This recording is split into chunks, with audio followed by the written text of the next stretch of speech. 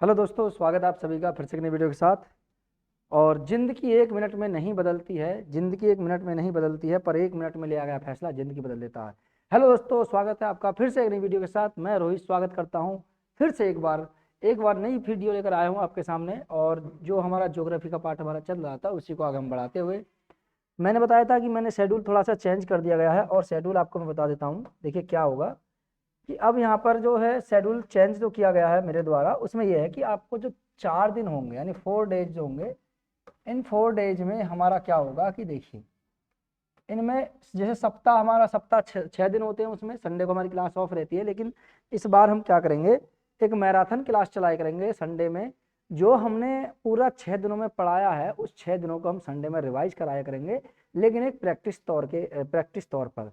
जो practice set होता है उसके माध्यम से ही हम उन चीज़ों को एनालिसिस कराया करेंगे और पूरा का पूरा आपको बताएंगे। क्वेश्चन उसी में से बनाएंगे, जो थ्योरेटिकल अभी तक हमने पढ़ाया होगा उसी में से आपको प्रैक्टिस सेट कराया जा रहेगा संडे में। ठीक है, तो 2 घंटे की लगभग क्लास हो करेगी, 2 या 1.5 घंटे की लगभग क्लास हो करेगी, तो आप उस क्लास को भी देखा कीजिए। ठीक है, हमारे साथ जुड़े रहिए, अपनी तैयारी को और बेहतर बनाइए। जैसे हमारी क्लास हो गई तो हम आपको 2 दिन पहले उसका, ठीक है, उस पर हम प्राइमर पर लगा देंगे कि हमारी क्लास आने वाली है। तो आप संडे में आकर के उस क्लास को कर लिया करिए जिनका क्लास छूट जाती है।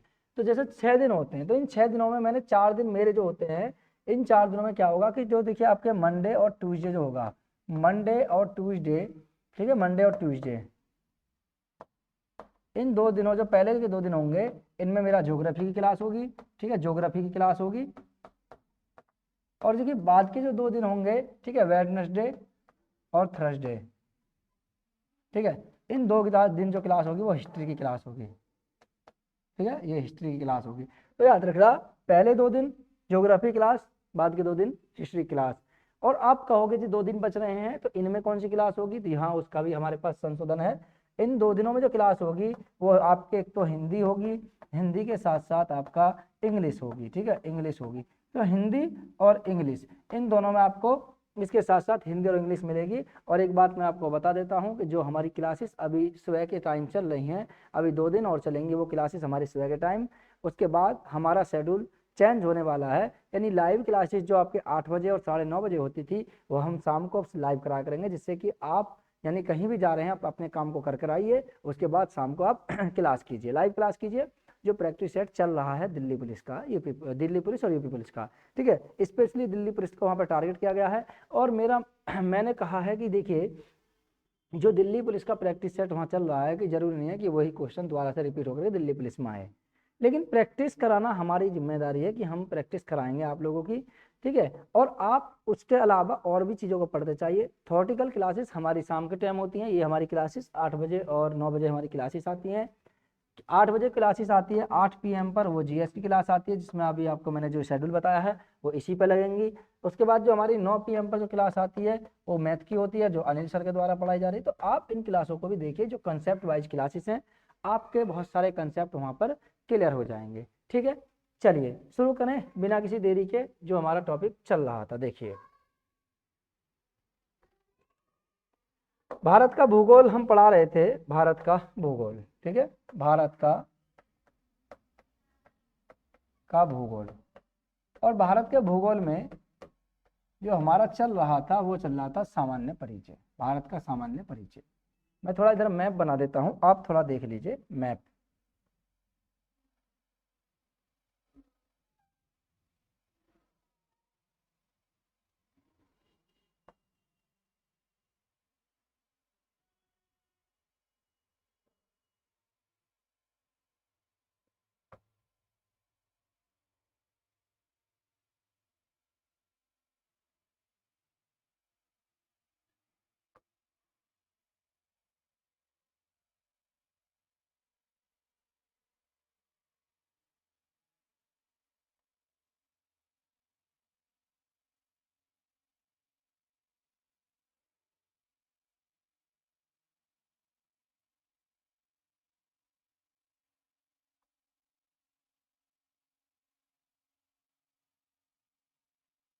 आप कहोगे कि सर इसे तो आप निकाल भी सकते थे वहां से, जब डिजिटल बोर्ड पर पढ़ा रहे हो तो आपको ये बनाने की आवश्यकता। देखिए, जो इंटरेस्ट आपको खुद से बनाने में और इसको ऐसे समझाने में आएगा, वही आप उस पे चीज़ पे नहीं बता पाओगे इतने अच्छे तरीके से। एक्सप्लेन आप कर दोगे, लेकिन मेरा मानना यही है कि आप उस चीज़ को प्रैक्टिस कीजिए, प्रैक्टिस के माध्यम से उन चीज़ों को आप करिए। ठीक है, इन चीज़ों को जब आप अपने तरीके से करोगे तो आपकी चीज़ें कहीं ज़्यादा और बेहतर होती चली जाएंगी। ठीक है, और मैप बताना हमें कमेंट करिए कि मैप कैसा बना है। ठीक है, चलिए, तो हम आज बात करने वाले हैं वो करने वाले हैं भारत के पड़ोसी देश और उनकी सीमा रेखाएं। ठीक है, यानी सीमा रेखाओं के बारे में पहला जो हमारा टॉपिक है वो है सीमा रेखा।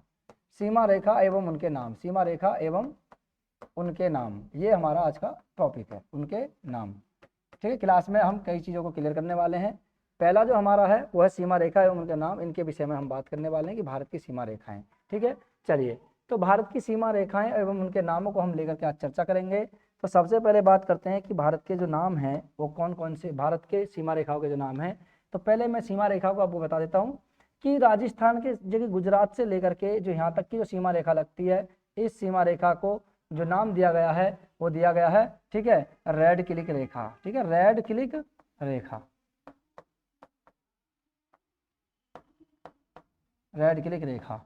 ठीक है, इस रेखा को यानी भारत और पाकिस्तान के मध्य जो एक सीमा लगती है उस सीमा रेखा को नाम दिया गया है, ठीक है, रेड क्लिक रेखा। अब आप कहोगे जी रेड क्लिक रेखा ये कब खींची गई थी, तो आप देखिए रेड क्लिक रेखा की अगर हम बात करें कि रेड क्लिक रेखा कब खींची गई थी, तो इस रेड क्लिक रेखा की आप जाके देखिए, रेड क्लिक रेखा, ठीक है, 17 अगस्त, ठीक है, 17 अगस्त, ठीक है, 17 अगस्त 1947 को इस रेखा का निर्धारण किया गया था, रेखा का, ठीक है, 17 अगस्त 1947 को रेखा का निर्धारण किया गया था, याद रखना निर्धारण। ठीक है, इस रेखा का निर्धारण कब किया गया था, तो 17 अगस्त 1947 को इस सीमा रेखा को खींचा गया था।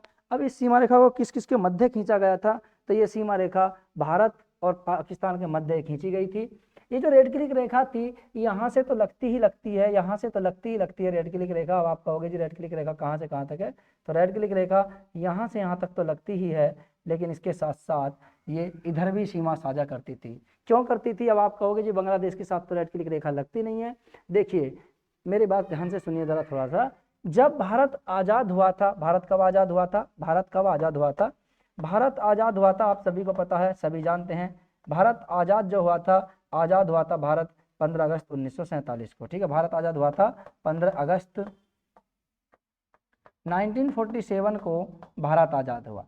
जब भारत आज़ाद हुआ तो भारत के साथ साथ एक देश बना था जिसे हम पाकिस्तान के नाम से जानते हैं। 15 अगस्त 1947 को भारत आज़ाद हुआ, लेकिन उससे पहले 14 अगस्त 1947 को बांग्लादेश ने अपना आज़ादी दिवस मनाया। ठीक है जी, 1947 को बांग्लादेश ने अपना पाकिस्तान ने अपना आज़ादी दिवस मनाया, और 14 अगस्त 1947 से अभी भी पाकिस्तान आज़ादी दिवस अपना मनाता जा रहा है, कंटिन्यू अभी भी मनता है। हमारे यहाँ पे भारत में सेलिब्रेशन किया जाता है, स्वतंत्रता दिवस मनाते हैं, जबकि 14 अगस्त को अपना पाकिस्तान जो है वो अपना स्वतंत्रता दिवस मनाता है। अब जब ये आज़ाद हुआ था तो इसने मांग करी थी कि जहाँ पर मुस्लिम यानी जहाँ पर मुस्लिम आबादी वाले ज़्यादा क्षेत्र हैं, जहाँ पर मुस्लिमों की संख्या ज़्यादा है, उस क्षेत्र को पाकिस्तान को दे दिया जाए, ये प्रावधान था। ये कब की बात है, ये 1947 से पहले की बात है। 1947 मांग करते आ रहे थे, पाकिस्तान की मांग करते आ रहे कि जहाँ पर मुस्लिमों की आबादी ज़्यादा है उस क्षेत्र को पाकिस्तान को दे दिया जाए, ये बात हो रही थी उस समय। तो इस समय जो सीमा रेखा का निर्धारण किया गया था, तो एक व्यक्ति थे जिनका नाम था सर रेडक्लिफ, ये भारत सचिव थे उस समय। भारत सचिव कौन थे जी, भारत सचिव थे, इनका नाम था सर रेडक्लिफ। ठीक है, सर रेडक्लिफ ये वास्तव में भारत सचिव थे, और इस समय भारत सचिव और इस समय ब्रिटिश सरकार थी भारत में, इन्होंने भारत और पाकिस्तान के मध्य एक सीमा का निर्धारण किया था, और उन्हीं सचिव के नाम पर सीमा रेखा का नाम रखा गया था रेडक्लिफ रेखा। ये भारत के साथ कितना सीमा साझा करती है, तो ये भारत के साथ जो लगती है, ये जो सीमा रेखा लगती है भारत के साथ, इस सीमा रेखा की बात करें तो ये सीमा रेखा है, ये है आपके, ठीक है, 3323 किलोमीटर, 3323 किलोमीटर की जो सीमा रेखा लगती है, इसे ही हम रेडक्लिफ रेखा के नाम से जानते हैं। तो याद रखना, पाकिस्तान और भारत के मध्य जो सीमा रेखा लगती है 3323 किलोमीटर, इस सीमा रेखा को हम जानते हैं रेडक्लिफ रेखा के नाम से। चलिए, कब खींची गई थी, 17 अगस्त 1947 को। अब आप कहोगे जी 15 अगस्त 1947 को तो भारत आज़ाद हुआ था, पाकिस्तान अलग हुआ था, तो ये 17 अगस्त 1947 को क्यों खींची गई। देखिए 2 दिन बाद इस सीमा रेखा का निर्धारण किया गया था, कि यहाँ से यहाँ तक जो सीमा रहेगी ये एक दोनों देशों के मध्य एक सीमा रहेगी, और इस ओर जो रहेगा ये पाकिस्तान रहेगा, इस ओर जो रहेगा भारत रहेगा। और ये जो सीमा थी ये यहाँ भी लगती थी, जैसे हम बांग्लादेश में जो जानते हैं 1971 में इसका नाम बांग्लादेश हुआ था, याद रखना 1971 में बांग्लादेश। अभी आएंगे बांग्लादेश पे भी। यहाँ पे एक शून्य रेखा लगती है जो त्रिपुरा और बांग्लादेश के साथ लगती है, ठीक है, शून्य रेखा। अब नेक्स्ट जो आती है, हम पहले इधर को कवर कर लेते हैं, फिर बाद में अफगानिस्तान वाले क्षेत्र में चलेंगे, ठीक है। एक सीमा रेखा लगती है जिसे हम जानते हैं कि यहाँ से ये वाली क्षेत्र से यहाँ से लगती है, जिसे हम बोलते हैं मैकमोहन रेखा, ठीक है जी, मैकमोहन रेखा। मैकमोहन रेखा ये किन दो देशों के मध्य लगती है? तो भाई साहब ये जो दो देशों के मध्य जो सीमा साझा करता है, इस देश का नाम है, एक का नाम है चीन तथा दूसरे का नाम है भारत।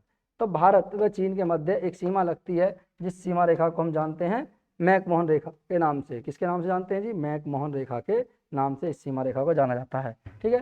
तो भारत व ठीक है चीन के मध्य है, भारत व चीन के मध्य एक सीमा रेखा खींची गई थी। इस रेखा को हम जानते हैं मैकमोहन के नाम से। देखिए कब खींची गई थी इस सीमा रेखा को? 1914 में इस सीमा रेखा को खींचा गया था। तो याद रखना 1914 में इस सीमा रेखा को खींचा गया था। 1914 में सीमा रेखा जो खींची गई थी ये उस समय ब्रिटिश सरकार के जो अधिकारी थे, ब्रिटिश सरकार और तिब्बत सरकार दोनों के मध्य एक समझौता हुआ था, और समझौते के तहत 1914 में इस सीमा रेखा का निर्धारण किया गया था। लेकिन इस सीमा रेखा को कोई मान्यता नहीं मिली। इस सीमा रेखा को जो मान्यता मिली थी 1935 में मिली थी। तो 1935 में इस सीमा रेखा को मान्यता मिली थी, ठीक है, याद रखना मान्यता। लेकिन अभी भी चीन इसको नहीं मानता है। तो मान्यता की बात आई तो 1935 में सीमा रेखा को आधिकारिक तौर पर मान्यता मिली। लेकिन उसके बाद हुआ क्या था कि इसको मैप में नहीं दर्शाया गया इस सीमा रेखा का। जैसे आज हम गूगल मैप खोलते हैं, आप सीमा रेखा देखोगे कि मैकमोहन रेखा कहाँ है, तो आपको एक सीमा रेखा लिखी आएगी और वहां पर लिखा आता है कि ये मैकमोहन रेखा। लेकिन ये कब से इसको दर्शाया गया था, कब से इसको प्रदर्शित किया गया था, कब से इसको मैप पे दर्शाया गया था? तो वो डेट थी 1937। 1937 में इस सीमा रेखा को पूरी तरीके से मैप पे प्रदर्शित किया गया था, और 1937 से आज तक इस सीमा रेखा को, ठीक है, मैप पे दर्शाया गया है। इस चीज को याद रखना आप, ठीक है। और किसके मध्य है यह सीमा रेखा? है किसके मध्य? ये आपके भारत और चीन के मध्य, ठीक है, भारत और चीन के मध्य। अब बात आती है जी भारत और चीन के मध्य ये सीमा रेखा कहाँ है? तो ये जो लगती है इधर वाले क्षेत्र से, ये आपका जो क्षेत्र है इधर वाला क्षेत्र, यहाँ से, ठीक है, भूटान से इधर जो क्षेत्र अरुणाचल प्रदेश, भारत का अरुणाचल प्रदेश, और आपका कौन सा वाला क्षेत्र? भारत का अरुणाचल प्रदेश वाला क्षेत्र, और चीन का ये वाला क्षेत्र, तिब्बत वाला क्षेत्र, इन दोनों के मध्य ये सीमा रेखा लगती है, जिसे हम 1914 की सीमा रेखा के नाम से जानते हैं, मैकमोहन रेखा के नाम से जानते हैं। सर मैकमोहन सचिव थे उस समय ब्रिटिश सरकार, यानी ब्रिटिश सचिव थे उस समय, भारत सरकार, ब्रिटिश सरकार के भारत सचिव थे उस समय, जो डायरेक्ट रिपोर्ट करते थे किसको? ब्रिटिश महारानी को, ठीक है। कोई भी यहाँ पे होता था तो इस रिपोर्ट को सीधा कहाँ पहुंचाते थे? ब्रिटिश महारानी को पहुंचाते थे। तो ये सीमा रेखा 1914 में खींची गई थी। चीन इस सीमा रेखा को नहीं मानता है, ठीक है। चीन कहता है कि जब सीमा रेखा ये बनी, जब इस सीमा रेखा का निर्धारण किया गया था, तब हम स्वतंत्र नहीं थे, और इसलिए हम इस सीमा रेखा को नहीं मानेंगे। इसको लेकर के बार बार विवाद भी होता है, ठीक है। चलो 1 मिनट, मुझे थोड़ा पानी पीना है।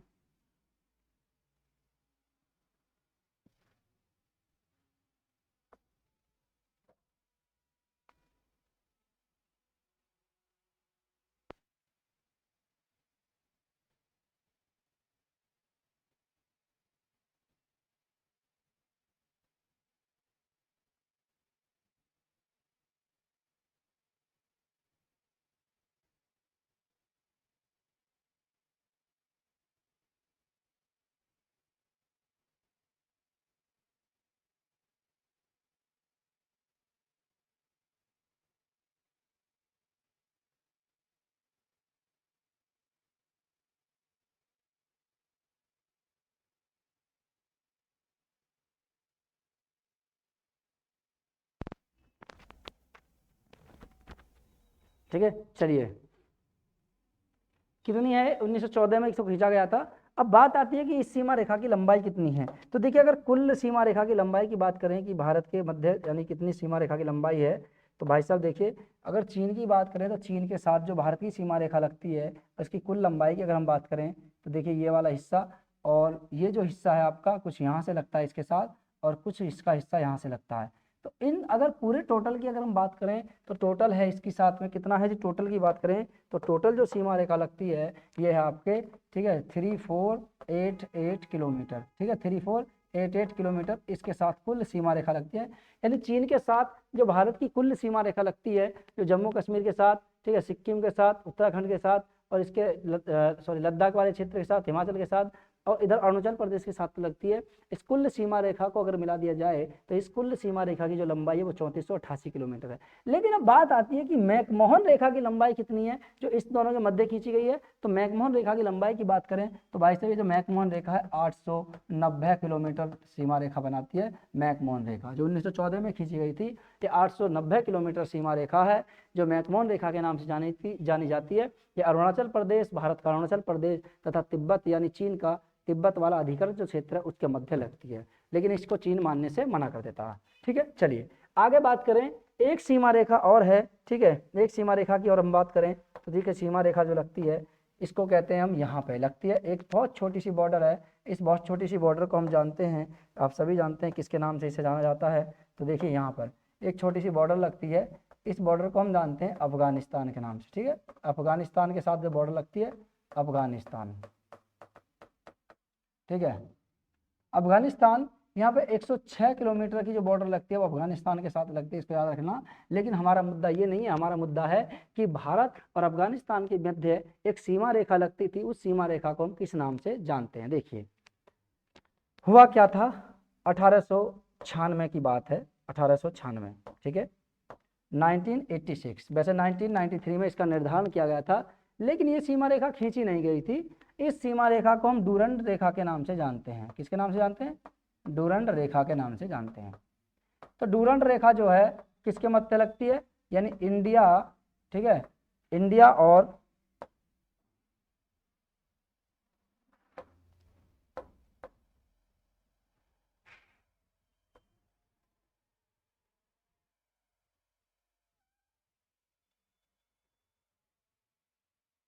ठीक है, ये सीमा रेखा है वो किसके मध्य लगती है? देखिए इंडिया और इंडिया के साथ साथ जो सीमा रेखा लगती है यानी IND, इंडिया और अफगान, ठीक है, ये इंडिया और अफगानिस्तान के साथ जो सीमा रेखा लगती है इसे डूरंड रेखा के नाम से जाना जाता है। तो डूरंड रेखा भारत और अफगानिस्तान के साथ लगती थी, लेकिन कब लगती थी? 1947 से पहले। अब आप कहोगे कि सर आप तो यहाँ गलत पढ़ा रहे हैं। देखिए गलत नहीं पढ़ा रहा हूँ, पहले थोड़ा देर सुन लीजिए, उसके बाद हम बात करेंगे। ठीक है, देखिए कैसे 1947 में आप सभी जानते हैं 1947 में भारत और पाकिस्तान अलग हुए। ठीक है जी, आपको पता है 15 अगस्त 1947 को भारत जो है दो देशों में बट गया।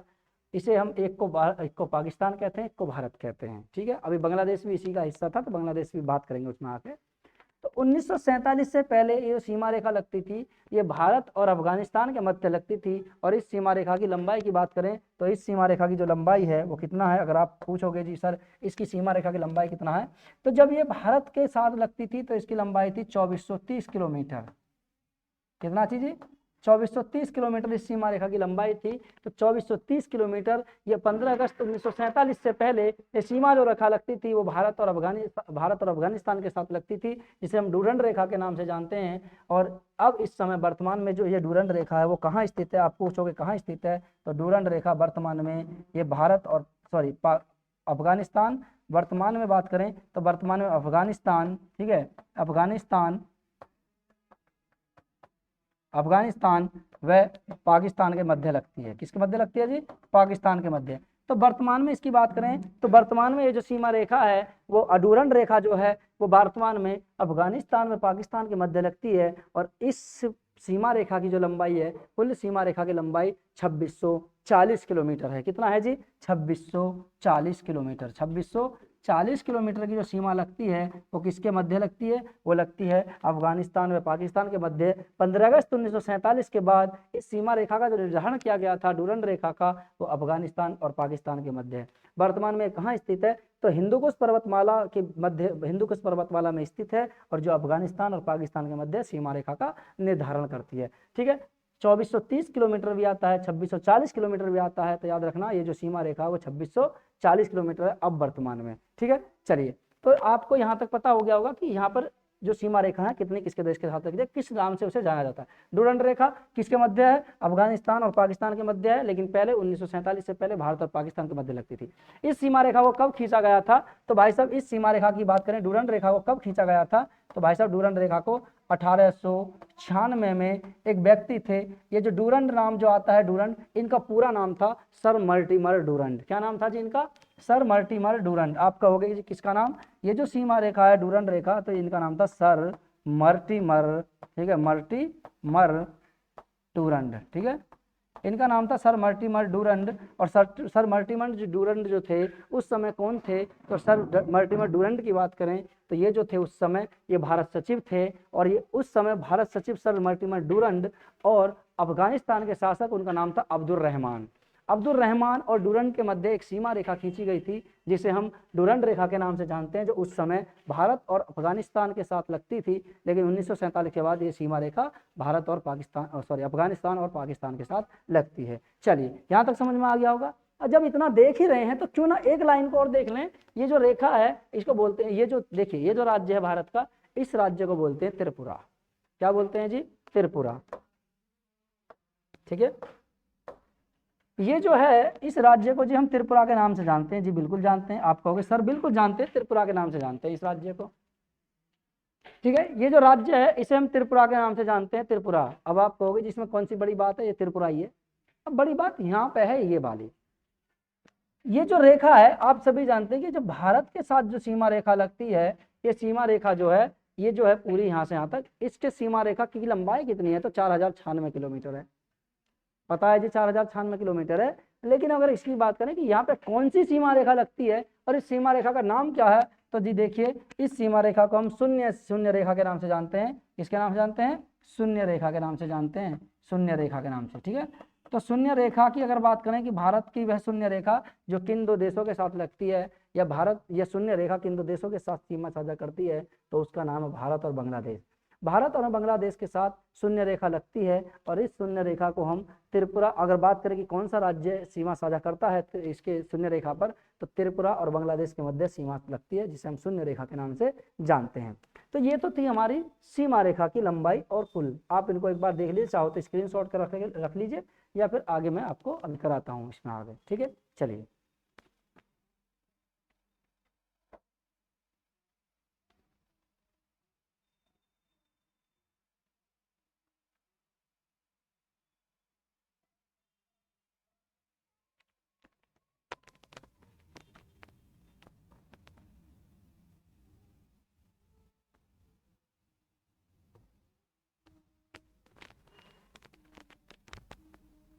चलिए आगे बात करें। आपने स्क्रीनशॉट ले लिया होगा, और जो चीज़ समझ में आए आप हमें कमेंट कर दें, मैं आपको पूरी तरीके से आपको एक्सप्लेन कर दूंगा इसको, ठीक है। चलिए अब जी बात आती है कि ये तो चलिए स्थलीय सीमा रेखाओं की बात हो गई, हमने मान लीजिए आपने स्थलीय सीमा रेखा बता दी। जलीय सीमा रेखा क्या है, जलीय सीमा रेखा है तो किस देश के, यानी पाक जल संधि क्या है, 8 डिग्री चैनल क्या है, 9 डिग्री चैनल क्या है, 10 डिग्री चैनल क्या है, ठीक है। और क्या कहते हैं पाक जल संधि क्या है, इनको भी तो बताइए जी। बिल्कुल बताएंगे, आप हमारे साथ जुड़ जाइए, बिल्कुल एकदम बिल्कुल चलेगा। अभी देखिए अब बात कर रहा हूं मैं कि भारत की जलीय सीमा रेखा जो कहाँ पर लगती है और किसके मध्य क्या लगती है, ठीक है। देखिए मैं ऊपर का हिस्सा नहीं बना रहा हूँ, मैं नीचे का हिस्सा ही बना रहा हूँ।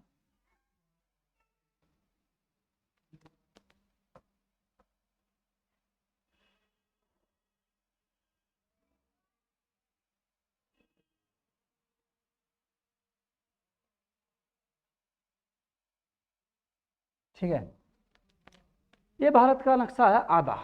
अब ठीक है जान गए होंगे, ये प्रायद्वीपीय पठार है, सॉरी ये प्रायद्वीपीय भारत है। ये क्या है, प्रायद्वीपीय भारत है। इसकी अगर हम बात करें तो देखिए यहाँ पर एक आपने देखा होगा, यहाँ पर एक हिस्सा है लगता है, ठीक है, जिसे हम, ठीक है, और यहाँ से एक बीच में छोटी सी पतली सी लाइन निकलती है। इस पतली सी लाइन को हम जानते हैं, आप सभी जानते हैं किसके नाम से जानता है, राम सेतु के नाम से इसे जानते हैं, ठीक है। और यहाँ से एक आपका सीमा रेखा लगती, सीमा रेखा एक देश पड़ता है, उस देश को हम देखिए जानते हैं, आंसू के आकार का उसका, ठीक है, उसका आकार कैसा है, एक आंसू के आकार का है, ठीक है। जैसे आंसू एक बूंद होती है जल की, उसके आकार होता है। और इसको हम जानते हैं श्रीलंका के नाम से। कब से जानते हैं, श्रीलंका के नाम से। तो यह है श्रीलंका, श्रीलंका, ठीक है। देखिए 1972 से पहले इसे हम सीलोन के नाम से जानते हैं। थोड़ा फिर श्रीलंका के बारे में सोच लीजिए, समझ लीजिए। 1972 से पहले, ठीक है, कब से जी? श्रीलंका, थोड़ा सा इधर कर देता हूँ, ठीक है। 1972 से पहले श्रीलंका को सीलोन के नाम से जानते थे।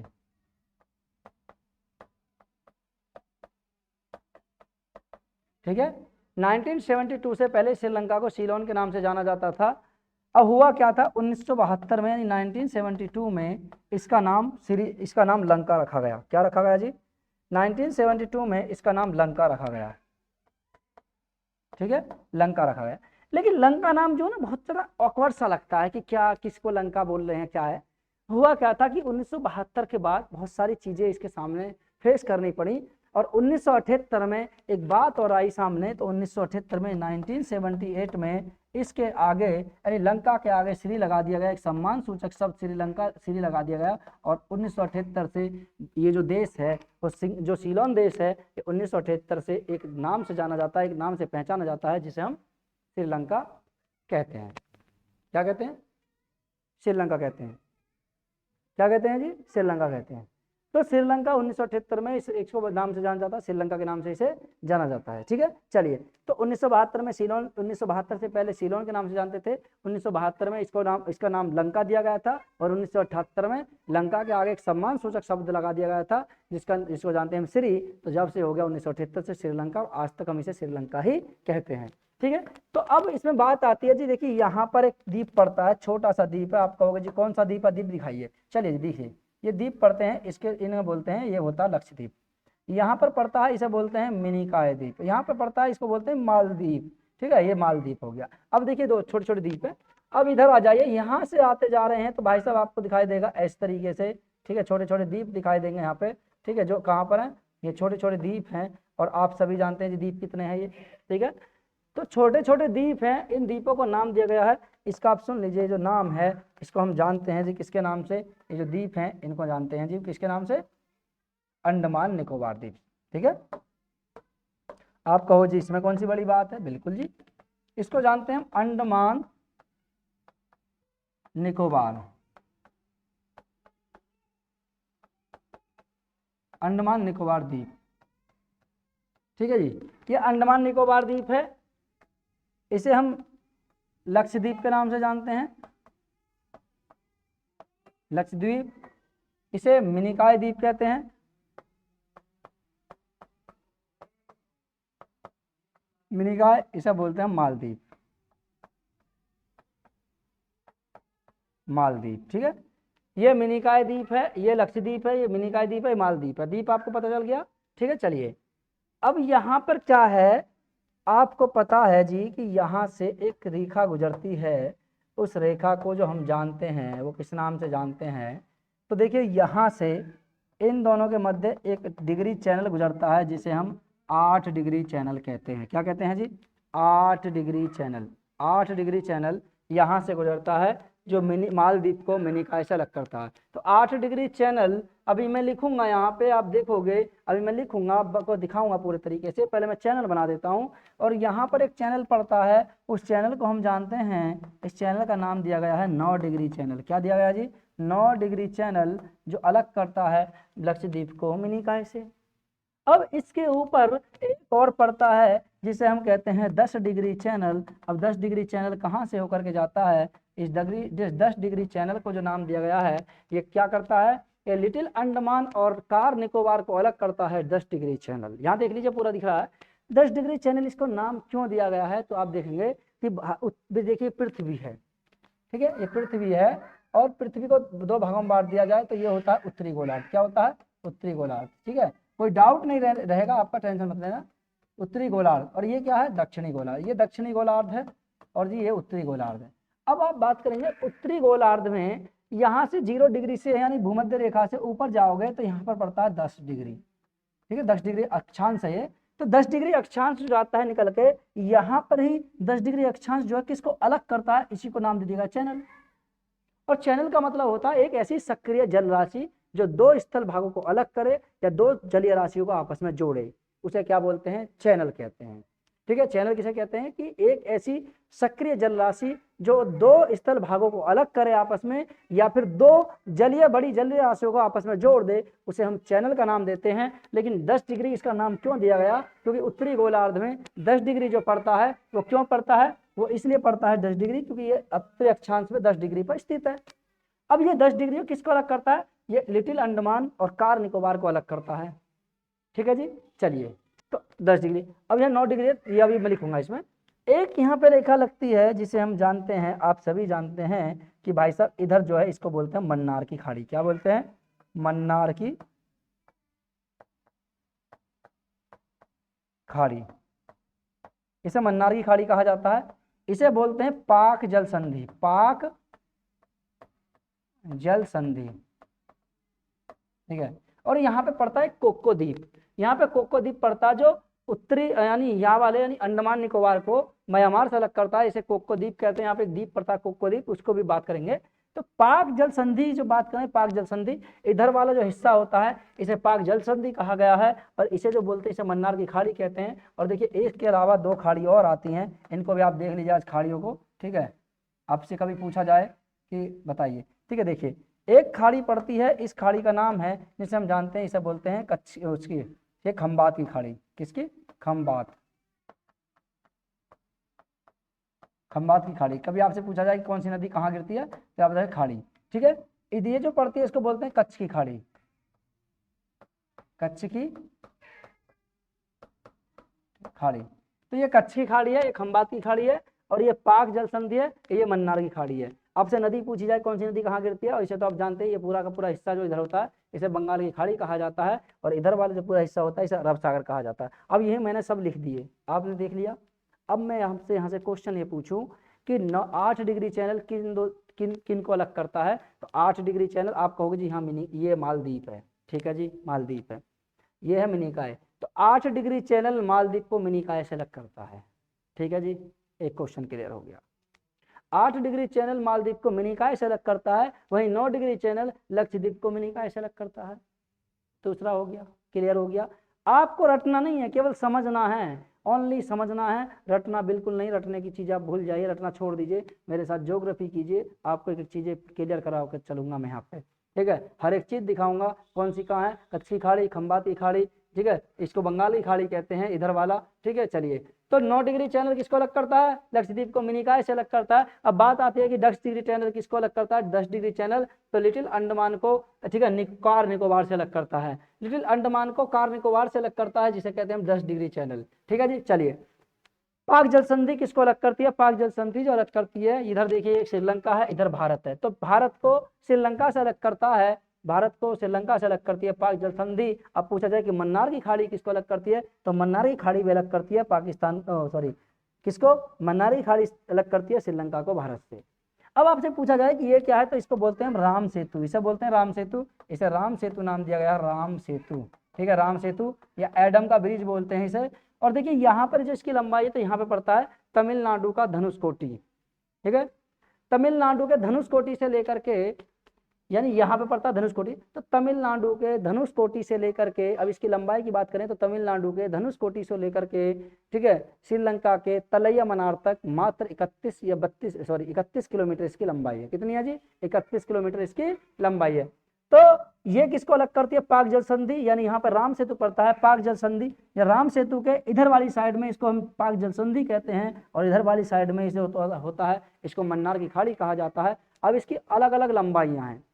भारत से इसकी जो लंबाई है वो कितनी है? 39 किलोमीटर भी आती है, 40 किलोमीटर भी आती है। अब बात सीधी हमारी आती है कि सबसे कम लंबाई कितनी है, तो उस सबसे कम लंबाई का नाम है जिसे हम कहते हैं 31 किलोमीटर कुल लंबाई है। ठीक है, 31 किलोमीटर कहाँ से कहाँ तक है? तो तमिलनाडु के धनुषकोटी से लेकर के श्रीलंका के तलैया मनार तक कुल लंबाई जो है वो 31 किलोमीटर है। तो आज हमारा पड़ोसी देश और इन सब के बारे में आज हमारी क्लास हो चुकी है पूरी। ठीक है, चलिए, अब आगे जो नेक्स्ट हमारी क्लास होगी वो भारत की भूआकृतिक संरचना को लेकर के। ठीक है, विद मैपिंग के द्वारा मैं बना के दिखाऊंगा। आप मेरे साथ बस जुड़े रहिए, देखते रहिए, चीज़ों को करते रहिए, एक एक डाउट आपका क्लियर होता चला जाएगा। ठीक है, चलिए।